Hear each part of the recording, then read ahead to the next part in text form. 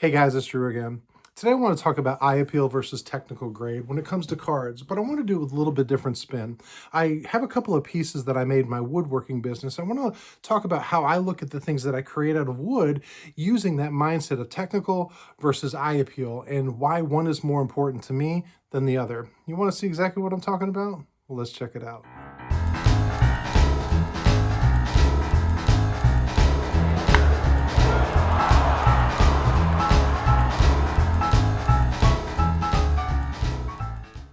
So as a lot of you know, I have a small woodworking business, and just want to start off by saying this is not some kind of a flex or a brag. I'm not looking for compliments and saying, oh, you're so great, or criticism saying you suck, because you know what? I'm kind of mediocre, but I do enjoy it. It's an outlet to be creative, and it does help make a little bit of money. And if some of you know, I mean, I've actually made and sold some stuff to help with my card budget. So it's not a huge business. It's not like something that's supporting my family, but it is a fun and creative outlet. And I wanted to talk about eye appeal versus technical grade. So I have two pieces that I made here. They're very similar as far as ability. So both of them are about the same level when it comes to sort of technically difficult and how to make. So they're not super complex, but they're not exactly beginner's things either. And I want to show them to you close, and I want to kind of see what I'm talking about when it comes to grading and versus with cards with grade versus technical appeal and eye appeal. So one I've shown off before, it's been a few years, but this is actually something that I still own, and I love this piece, and it's a chessboard. So I'm going to show this chessboard off. And this chessboard is made of walnut and maple, and some of the kind of neat things about it, it's nice and thick, and you can see it's got a solid wood bottom, if that makes a difference. But every piece, every square rather, is made up of individual little pieces. So those are all little different individual pieces of walnut or maple. And I don't use any stains or dyes in anything. This is the natural color of the wood with some protectant over it. And I love this piece. So that's the first one, is this chessboard. And we'll get back to that in a second. The second one is a cutting board. And this cutting board, I think it turned out great. But this is an end grain cutting board. And again, this is not some kind of a brag. This is the type of stuff I actually make and produce to sell. And this one just hasn't sold yet, so maybe someday. But this is an end grain. As you can see, there's a juice groove in it. It's got little plastic or rubber feet on the bottom. And if you know anything about cutting boards, this is a rather higher end cutting board when it comes to that kind of a thing. So why am I showing you a chessboard and a cutting board? Well, because I want to talk about it with how it relates to cards. I was thinking about this the other day, and it really kind of dawned on me. So technically speaking, the cutting board is perfect. I took this to the last show that I did when I was set up at a craft fair trying to sell some stuff, and I sold a lot of different items, and it was really a great show for me. However, only a few people stopped and looked at this, and I was kind of surprised because this is, in my opinion, a very, very nice cutting board. But for some reason, I only had a few people. And then I heard one person look at it and they said, oh, it's just too nice. It looks like it came out of a store. And that should be a compliment because, you know, you want stuff to present well. But technically, there's nothing wrong with this cutting board. I mean, if you look at the seams where I glued everything together, there's no gaps. The juice groove, it's the first time I ever put a juice groove on a cutting board, came out perfect. It's all aligned well. There's nothing wrong. You could look at this with a fine-tooth comb and you wouldn't find technically any woodworking errors in it.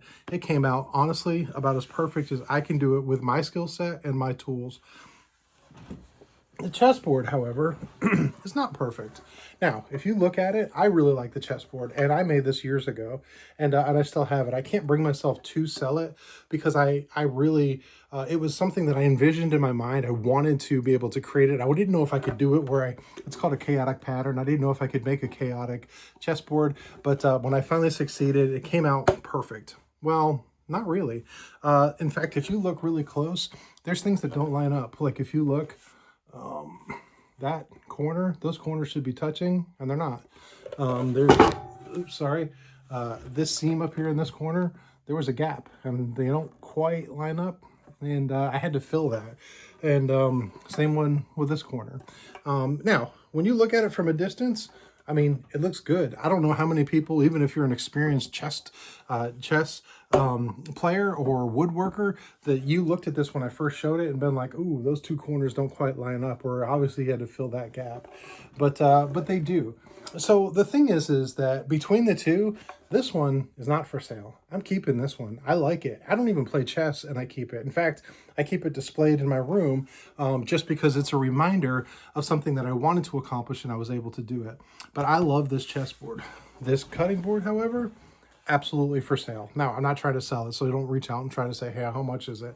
But that's not the point. The point is that this is too good. It's too perfect. Now, I really spent some hard time making sure that all this stuff came out well, but there's no little flaws. There's nothing in it that sort of says that was handcrafted. This chessboard, it's handcrafted. I mean, they're both handcrafted, but this is the thing that when people look at it, there's something organic about it. And I don't mean because it's wood. There's something handmade about it. There's something used about it. There's care. There's something about that. And honestly, that's the way I look at cards.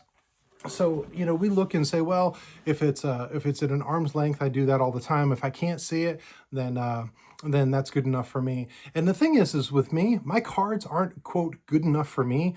Those are exactly the kind of cards I want. So I have a couple of examples of low grade, higher eye appeal cards. The first one, I love this card. I mean, I love this card and it's on my wall. It's one of the only mainly green cards up there. So the pop of color, it's a great Warren Spahn card. I mean, it's got the red, but I'm going to ask you, when I first showed this card, how many people glanced up and looked at the number grade as opposed to looking at the card?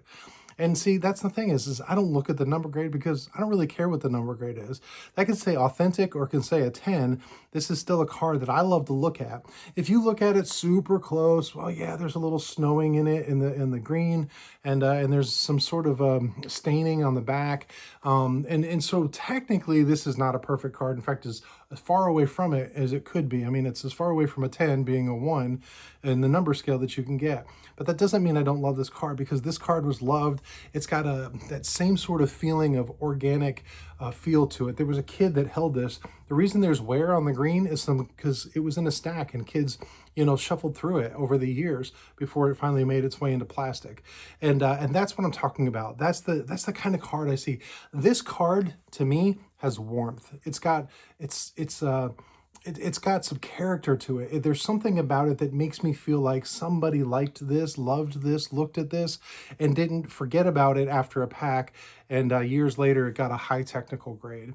Another card, this is absolutely graded a 1. In fact, I bought it raw from a card show, and the dealer and I looked at it closely, and we both decided, yeah, it would definitely be a 1. But for me, I don't care. It's not a 1. It's my Jackie Robinson. This is my 1955 Jackie Robinson. And if I didn't tell you it was a 1, you wouldn't know it was a 1 until I showed you really close. And just like the chessboard where maybe the corners didn't line up or I had to fill a gap, this one, there's a crease in it that goes through the yellow. You can't really see it.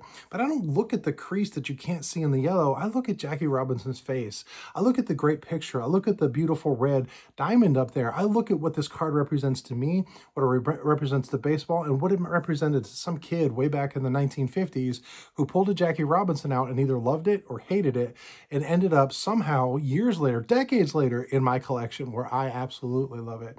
That's organic to me. That's the feeling that I get.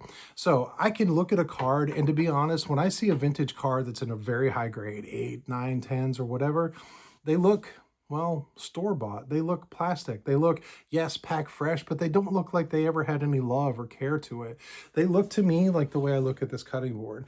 And this cutting board is, you know, it's for sale or it's got some use to it, and there's people that would love this thing, but to me, this is the one that I'm putting up for sale, not the chessboard. And the reason is because the chessboard's got character to it. It's got something to it that I can't really quite explain, but that's the way I look at it. So I find that my customers typically like stuff that aren't quite perfect. Now, they're all solid, they're all made well, but they're not quite perfect. There's something slightly off about them, and people like that. There's a handmade, homemade love put into it kind of feel to it, and that's the kind of thing I feel when I look at my cards. Anyway, I appreciate it, and as always, until next time, you guys be good.